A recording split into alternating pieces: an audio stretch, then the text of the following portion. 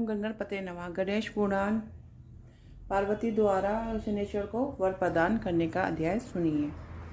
पार्वती जी ने ब्रह्मा जी की बात पर कुछ देर विचार किया और बोली, पितामह, मेरा शाप अमोघ है, उसका व्यर्थ होना किसी भी प्रकार संभव नहीं है। ब्रह्मा जी बोले, गिरिजा नंदिनी, इसका कुछ उपाय तो करना ही होगा, अन्यथा सूर्य, कश्यप, धर्म आदि देवताओं के कोप से तीनों ही लोग भस्म हो जाएंगे। पार्वती बोली, चतुरानन, मैं शाप दे सकती हूँ तो वर भी दे सकती हूँ। इससे और उसके पक्ष के सभी देवताओं में वरदान से संतुष्ट कर दूंगी। ब्राह्मण, आप उन सभी को वहां बुला दीजिए।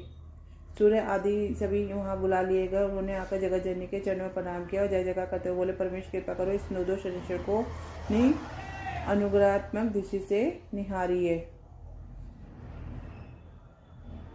इस प्रकार से सूर्य, कश्यप आदि द्वारा किए गए स्तवन से शिव संतुष्ट हो गए। शनि के पति कहने लगी, ग्रह राजो भव शनि मधवरेन हरिप्रिय चिरजीवी च जोगिनिंदा हरि भक्त का विपद है। शनि, तुम भगवान श्री के प्रिय हो, मेरे वरदानों से ग्रहों के राजा होगे, योगियों में परम योगी रूप योगिंदा चिरजीवी बनोगे। अरे हरि भक्ति का विपत्ति क्या कर सकती है? मेरा यह भी वर है कि भगवान श्री हरि के तुम परम भक्त हो जाओ, तुम्हारे हृदय में उनकी दृढ़ भक्ति बनी रहे। परंतु वह से मेरा शाप अमोघ होने के कारण नष्ट तो नहीं हो रहा है, किंतु उसका किंचित प्रभाव पाप पर भी ही पड़कर रह जाएगा, तुम कुछ लंगड़े हो जाओगे। पार्वती के वचन को चंद्र को संतोष हुआ, साथ ही सूर्य, कश्यप, धर्मादि संतोष होगा। गिरिजा नंदिनी की स्तुति करने लगे, हे देवी, आप महान है, हम तुझ प्राणी और महिमा को कैसे जान सकते हैं? आप संसार की स्वामिनी, आपके दृष्टिमान से संसार का उत्थान और पतन निहित है। यदि आप क्रोधपूर्वक है तो विनाश और प्रसन्न होकर देखती है, तो विकास से सुख ही सुख है।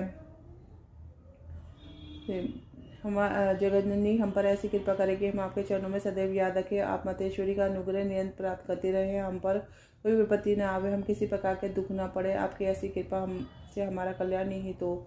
भगवती उमा उक्त स्तुति को सुनकर प्रसन्न होती हुई कहने लगी, देवगण, मैं आपके स्तवन से अत्यंत संतुष्ट हुई है। तुम जो कुछ भी अभिलाषा है वह पूर्ण होगी। तुम पर प्रथम तो कोई संकट नहीं आएगा और कभी आएगा भी तो बुद्ध मैं अपने दुर्गा रूप में तुम्हारे स्मरण पात्र बोध कर रक्षा करूंगी। अब आप सभी प्रसन्नतापूर्वक अपने अपने स्थान को प्रदान, निश्चय ही मेरा अनुग्रह तुम सबके साथ है। अब पार्वती ने बालक को गोद में उठाया, उसे पुचकारती हुई प्रसन्न भव्य सिंहासन शांत करने की। तब शनि जरगाम देवानम समीपम इस मानस प्रणम भक्त्या तवनमनिका जगदम्बिका। प्रसन्न हुए शनिदेव माता जगदम्बा को प्रणाम कर अपने पिता सूर्यदेव देवताओं के पास चले गए। इसी के साथ यह अध्याय पूर्ण होता है। कल एक नए अध्याय के साथ, जो कि शिव द्वारा सूर्यदेव का वध की कथा का। तब तक के लिए सबको राम नाम, राधे राधे।